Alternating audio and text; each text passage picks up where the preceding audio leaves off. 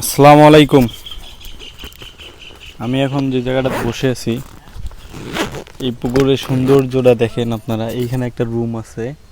এইখানে এই পুকুরটা হচ্ছে আমার একজন বড়ব্বুর। উনি এইখানে যে ফিলে থাকে, উনি এইখানে আসলে যখন মাছকে আদার দেয়, সুন্দরভাবে এখানে বসে থাকে। এইখানে আদার টাদার আছে, উনি আদারগুলো নিয়ে দেয়। আর আমি যেখানে বসছি, এইখানে উনি কি করে, মাছগুলা যে আদার খাইতেছে, আদারগুলা খাওয়া দেখে। আসলে আমরা যখন শহরে থাকি না, এই জিনিস কল্পনাও করা যায় না। ঢাকা শহরে যারা থাকি, আসলে ওই শহরে তো একটা পুকুরেই দেখা যায় না। আপনি এরকম ভিউ পাবেন দূরের কথা। কি বাবা, রাইট তো না? এই জিনিস কি আর দেখা যায় অত দূরে? তবে এই জায়গার যে আপনার মাছের যে চাষ আছে, মাঝে মানুষ চাষ করে, এই মাছ চাষের ভিতরে একটা মায়া থাকে, মহব্বত থাকে। আবার একটা দেখেন রিফ্রেশমেন্টও থাকে। এইখানে এই ওয়েদারে আপনি খাবার দিবেন, চারদিকের বাতাসটা ফিল করবেন। এই যে কি বাতাসটা এখন আমার লাগতেছে, সেই বাতাস। এই বাতাস মনে করেন কোটি কোটি টাকা দিয়ে কিনে পাওয়া যাবে না। একেবারে নদীর পাড়ে একটা পুকুরের এইখানে বসে আছি। একটু পরে যে আদার দিব, বরফ যখন আসবে তখন চলেই যাব।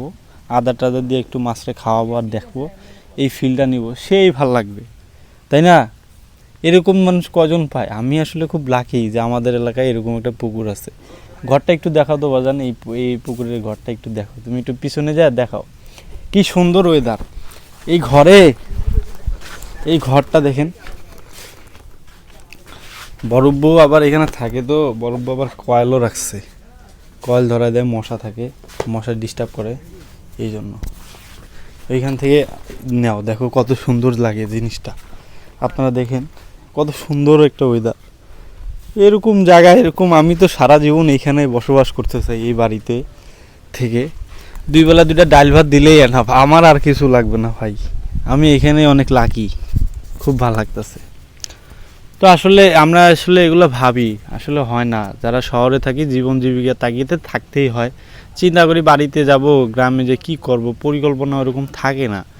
আসলে করতে হয়, কিছু করার নাই। একটা চিন্তা ভাবনা মাথায় রেখে এইসব প্রজেক্ট দিতেও পারেন, ভালো হয়। আমি যতটুকু জানি, আমার এই বিষয়ে যতটুকু ধারণা আছে, খারাপ হবে না, ভালোই হবে ইনশাল্লাহ। আসসালামু আলাইকুম, ভালো থাকবেন, আল্লাহ হাফেজ।